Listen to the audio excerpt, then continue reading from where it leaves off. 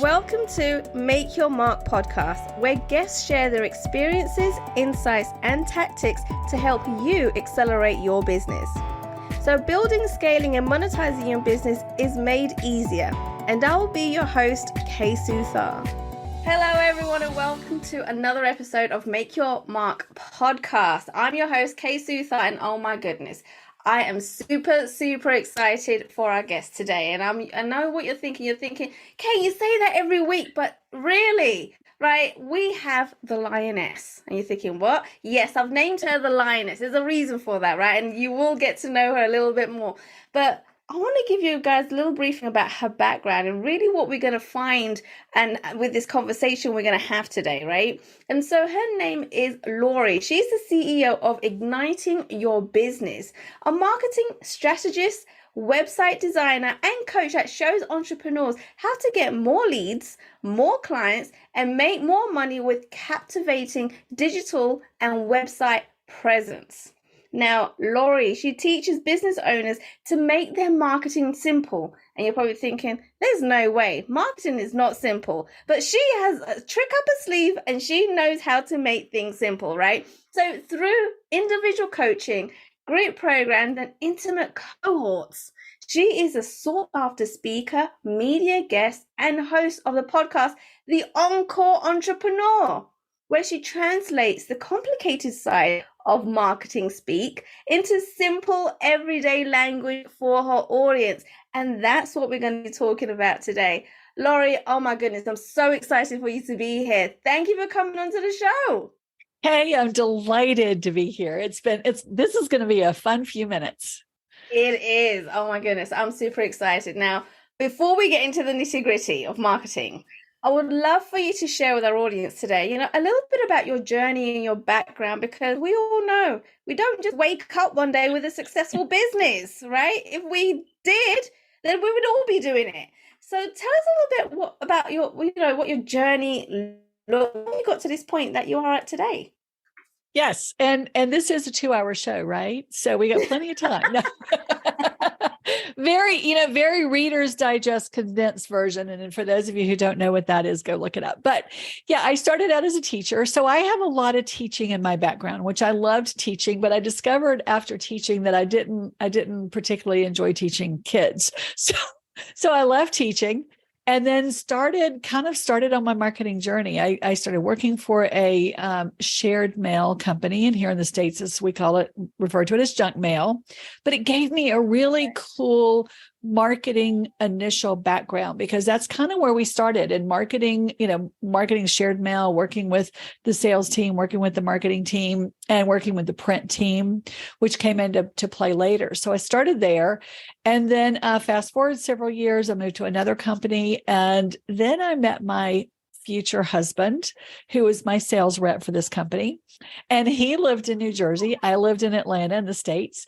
And so we were very definitely geographically undesirable, but we made it work. So we got married and moved to New Jersey. So up there, I still did the same thing I did here in Atlanta. So he was still my sales rep, and, which conflict of interest, but hey, it worked.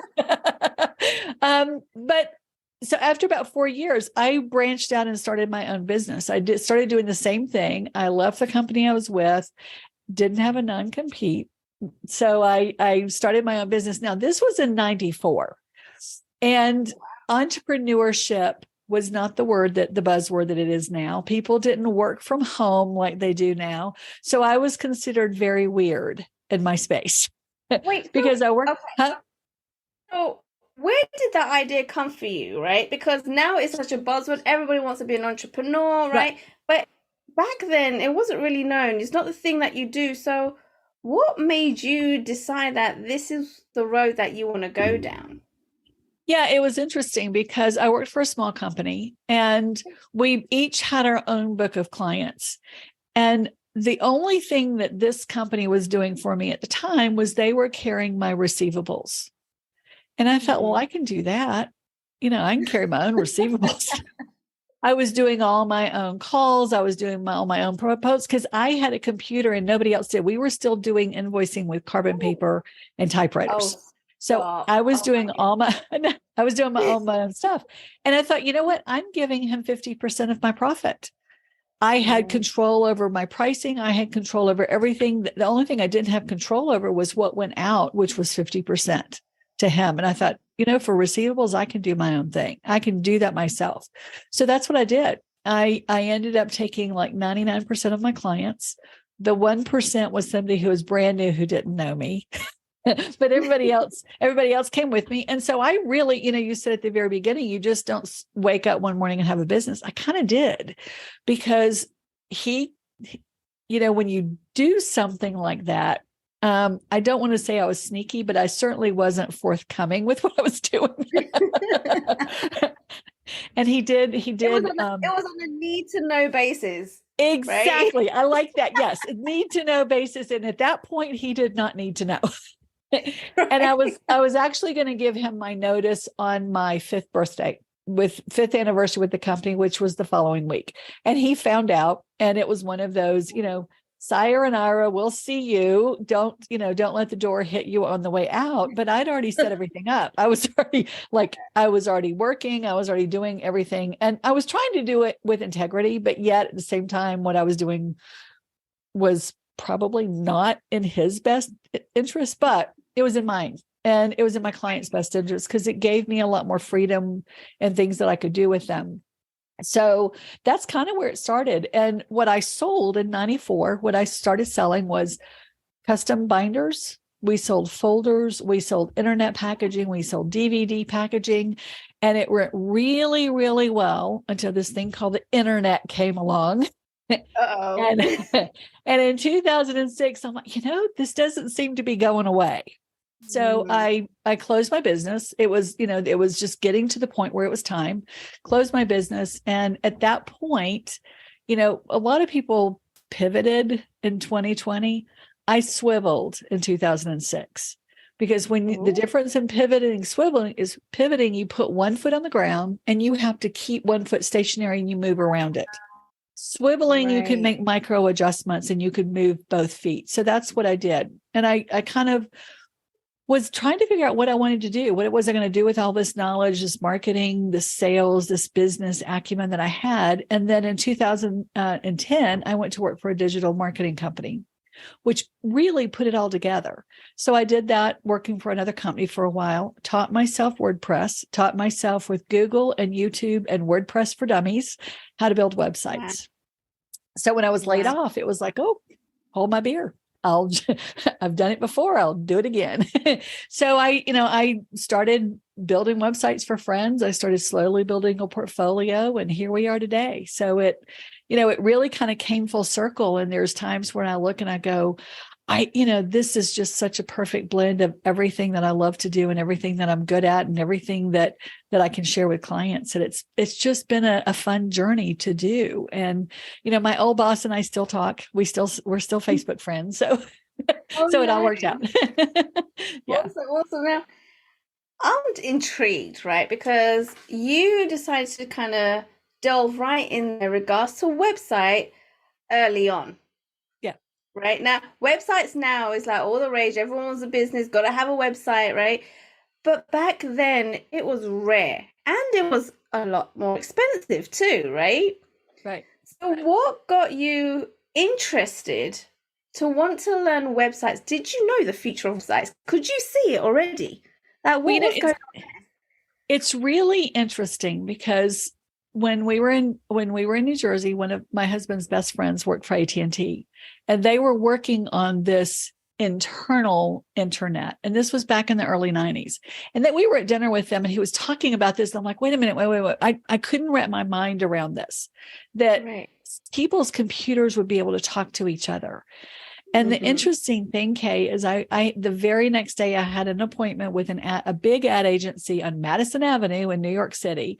Drove in, had a meeting with the creative director, and I'm telling him about this. He said, wait a minute, one day we'll be able to go online and like order a car. I'm like, yeah, if you want a Ford truck, you'll be able to go and see all the specs and find it. He's like, no way. Our mind was blown. Right. You could see this happening already, right? But it was at a point where people were like, no, there's no way. That's never going to happen. right? Right. So how did you, I guess, convince or explain to people that this is the way of the world?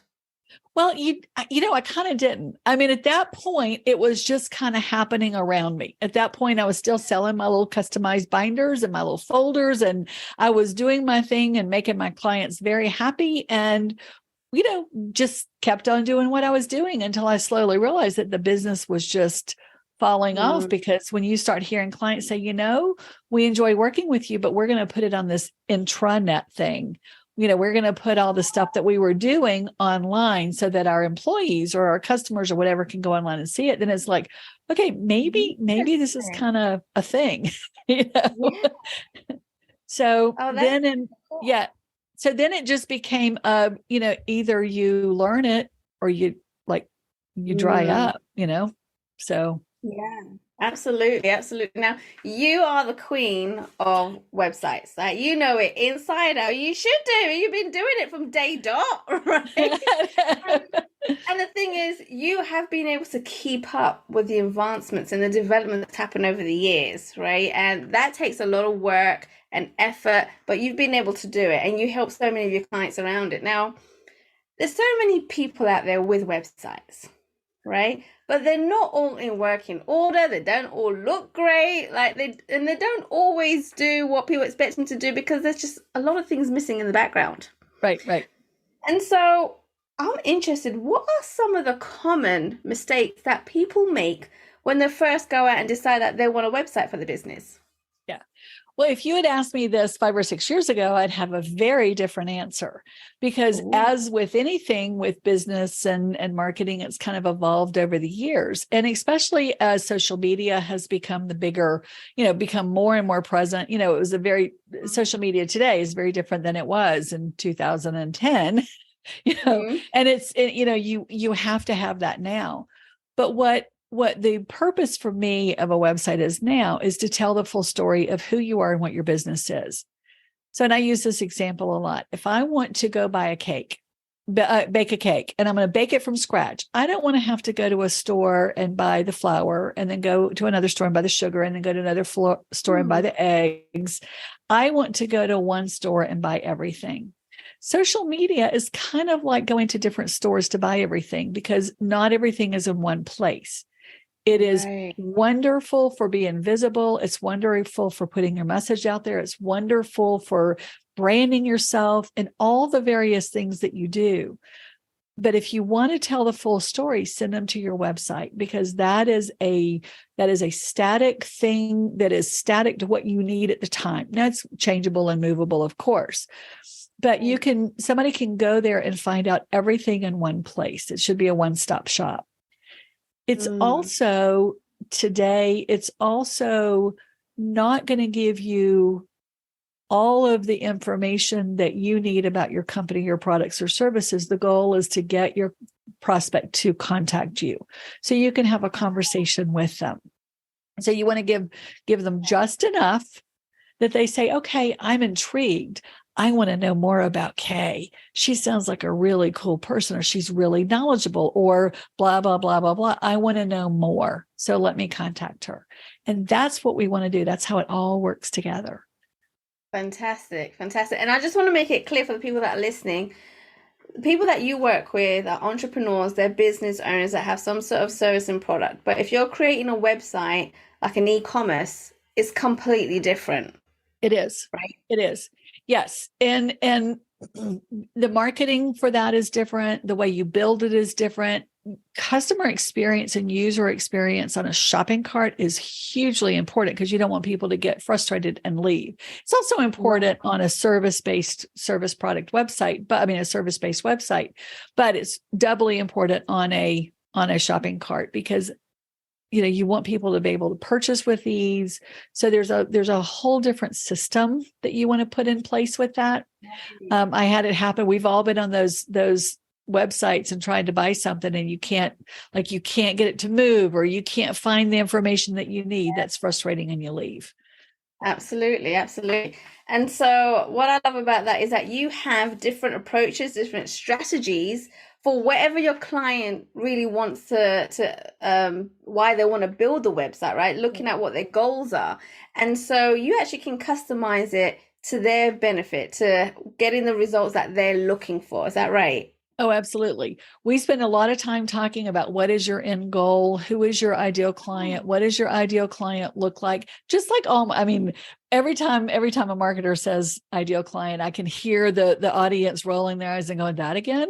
But there's a reason for that, because that's where that's who you message to. But yeah, we spend a lot of time in making sure that the website represents who you are. It represents your brand, and it also represents how you solve your ideal client's problem. Not only their problem, but the symptoms of their problem, because that's where the gold is identifying and solving the symptoms of the problem. Oh, interesting. I like that. I like that. And I guess one of the things that I know I've come across, that I'm not a website designer. Oh my goodness, dude. Do not even try and get me doing websites or landing pages. Like, I am awful, right? You do not want to come to me. But what I do realize is that there's people that want to make you look all pretty, which is fantastic. Yeah. But there's a whole load of other things that go on behind the scenes. Like, how many plugins are there? Like, there's a plugin for absolutely everything, right? Yeah. And knowing which ones work, which ones don't, which one's suitable for doing some of the things that you want it to get done, and then there's updates, and sometimes things break down. Like, there's a whole load of stuff that goes on in the background, right? Yeah. And no one talks about it. Yes. And nobody does, because you only see what the page looks like and click the buttons and see if it works. But then, what are the main things, I guess, that people need to know or need to even think about when it comes to wanting to create a website? Oh, good question. Again, how much time do we have? I think the first thing that you want to do with a website is determine what your goal is. What is going to be the ultimate goal of the site? Because no matter what platform you build it on, no matter where you're going to go with it, no matter what plugins you need, you want to be able to satisfy and say, all right, this is the goal of the site. What is the best way to get to that goal? It is making sure that your messaging and your marketing is geared toward that goal. It's also geared toward solving your clients. Like I said, it's solving the symptoms of their problem, not necessarily the problem. Because here's what I found that's interesting is not a lot of people realize they have a problem, but they know they have something wrong, and they know the symptoms of the problem. So if you address the symptoms, you're going to gather more people, more ideal clients in, because you address the symptoms. And I'll give you an example. I had a client, very good client, and I love him dearly. And the first time he came to me, I said, so what do you do? He said, I help people with self-sabotage. I'm like, how's that working for you? And he's like, no, I'm just not getting very many clients. I'm like, do people know that they're self-sabotaging? He's like, well, I think they do. I said, so tell me what happens when somebody self-sabotages. Well, they procrastinate, or they want everything to be perfect before they put it out in the world. There was a whole litany of symptoms. Yeah. And I said, that's what we talk about. Is this because you can see yourself in the symptoms, but not necessarily identify the problem. So I think that's one of the secrets of a good website, is talking not just about the problems you solve, but the symptoms of those problems, so people see themselves in how you can help them. I like it. I like it. Oh, wow. Okay, so it's really getting to talk about the root of the causes rather than going straight to, say, self-sabotage. What kind of things can you help them prevent and get over? What are the symptoms? And so that's what you're saying that we need to have on the websites to get people's attention.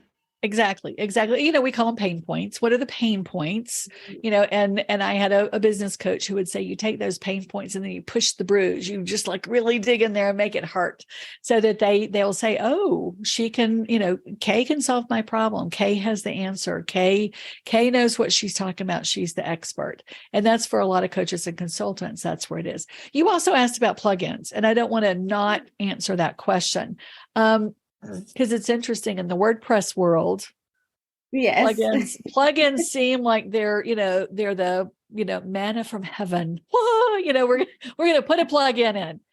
You have to be careful with plugins. I build my sites very as plugin free as I can, because you can really bog down your site. There's, it's just like anything else. I call it's the sofa bed complex. It's not a good sofa and it's not a good bed. So you want to make sure that if you've got a specific spec or specification that a plugin could help, you want to make sure that that's really the best way to go. Because a lot of times you can do a function, or you can do something in another way that doesn't involve a plugin. And it's without getting really, really technical, the plugins have their place. Plugins are good. There are good plugins, but there are some really bad ones too. Right. Okay. Now, all of that sounds really complicated now, but I know people are probably thinking, well, why even use WordPress? Why don't we just use a platform like Wix? Yeah. Right? So tell me a little bit about, I guess, WordPress versus Wix, or a similar platform to Wix.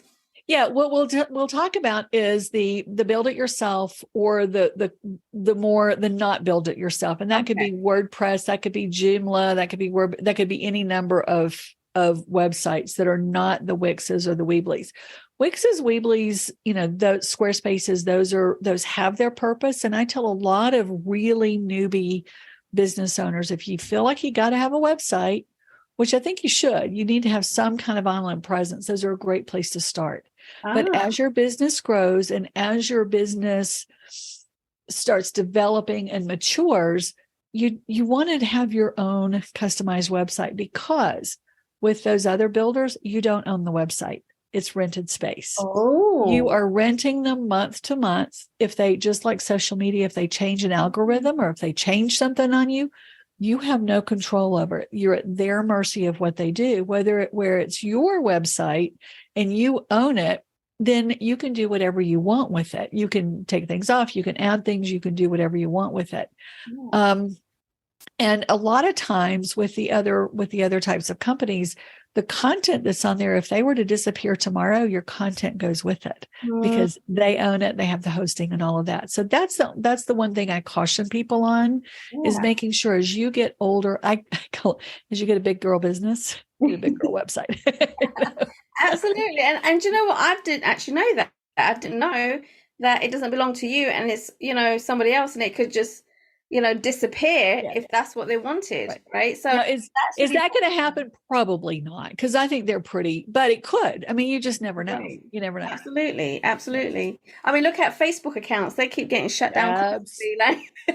Right. Absolutely. You don't know what's going to happen. Right. So you always want to be cautious, especially when you're building your business and getting yourself out there, for sure.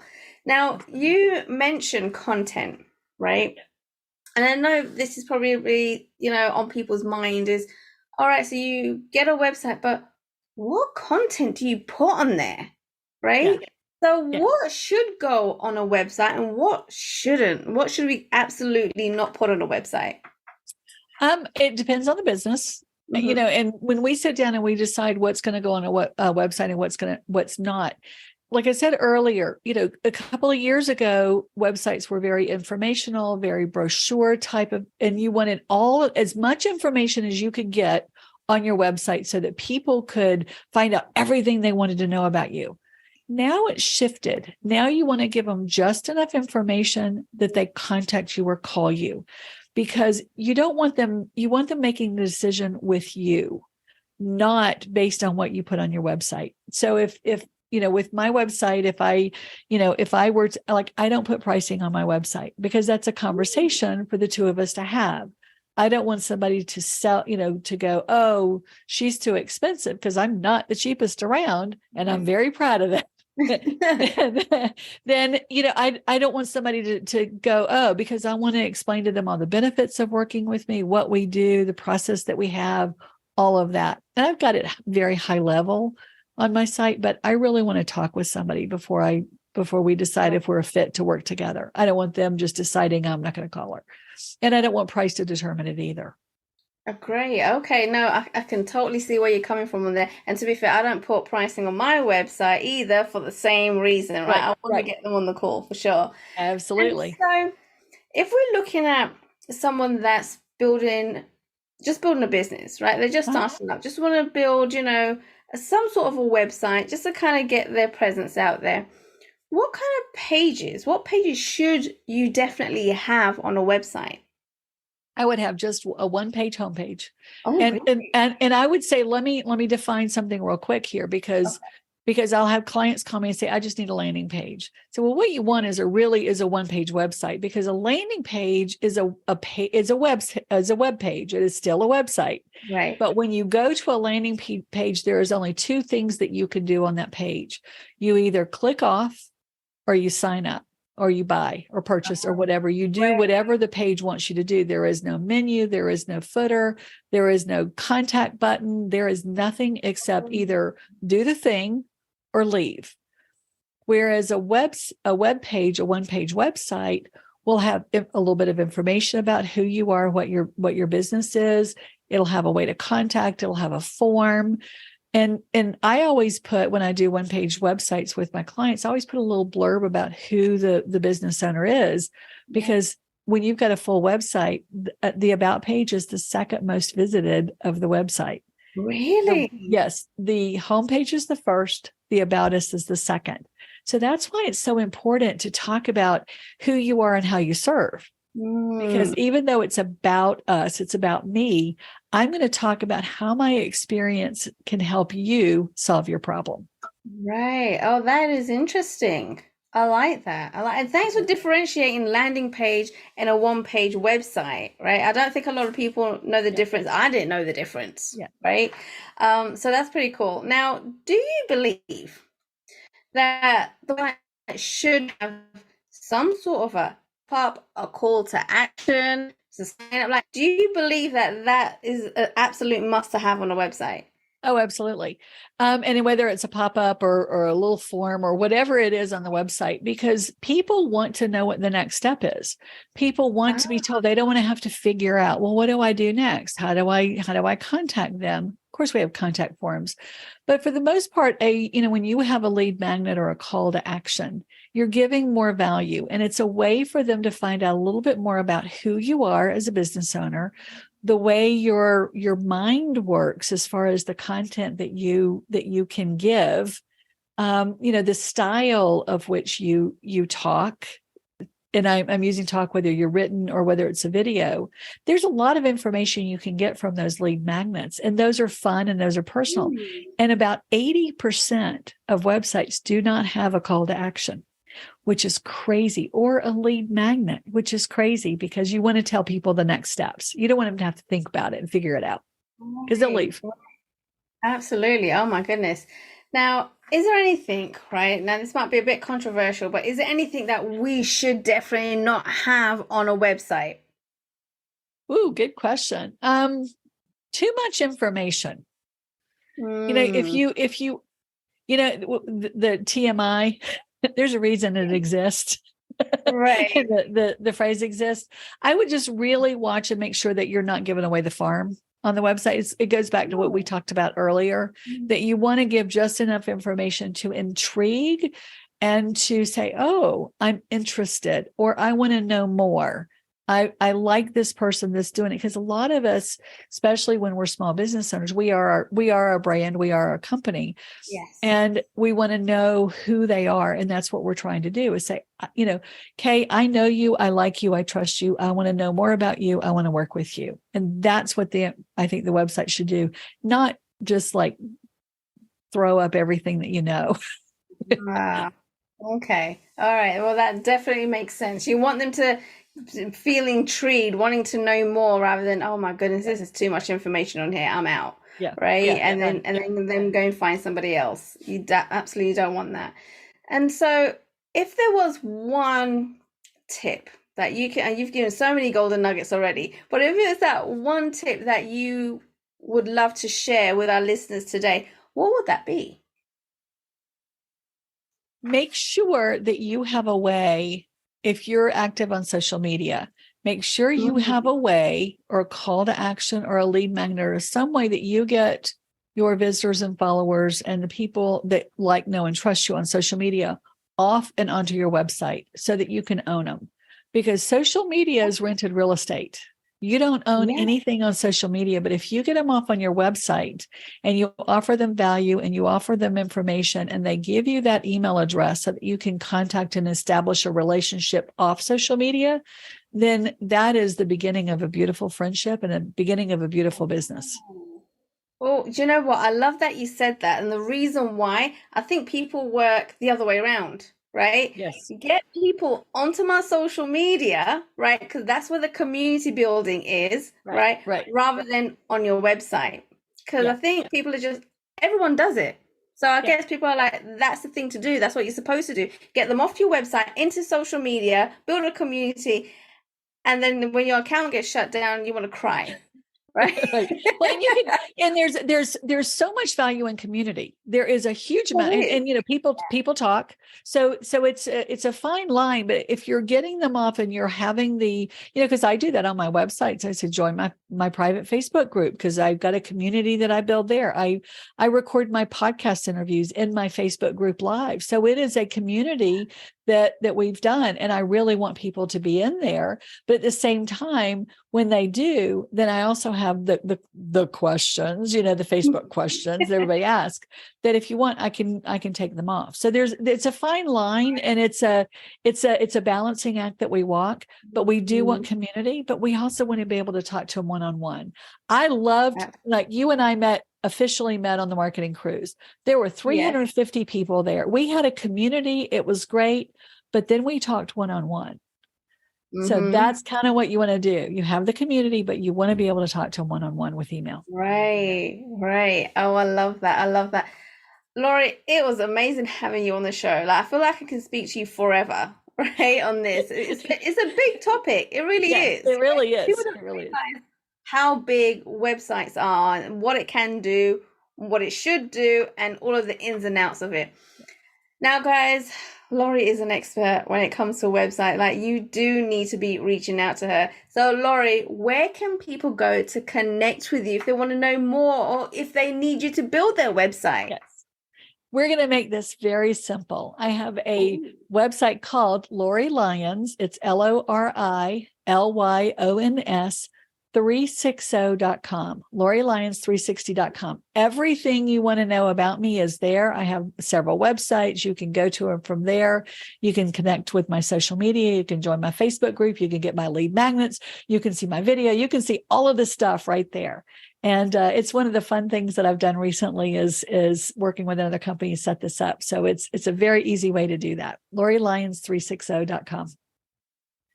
Amazing. Guys, I urge you, go and connect with Lori. Go and find out more about what she does. Go to her website. Check her out, inside out. She's got everything there, right? And connect with her, right? Get on a call with her. Find out more. If you already have a website, then still call her, because you never know what's missing, what other changes you could be making to make your website even better. So absolutely go and connect with her, because she is amazing with this. Lori, oh my goodness, thank you for coming onto the show. Well, you know what? We probably have to do a part 2 on this, because this is awesome, right? I'm loving it. I'm absolutely loving it. So once again, Lori, thank you for all the golden nuggets. Oh, you're very welcome, Kay. Thank you for having me. Thanks for listening to Make Your Mark podcast at www.makeyourmarkpodcast.com. Make sure you hit that subscribe button so you get this and every other episode that comes out. We have lots of great stuff coming, so make sure you hit subscribe so you don't miss it. And thank you in advance for all the reviews and comments. I appreciate it so much, and I look forward to serving you in next week's episode.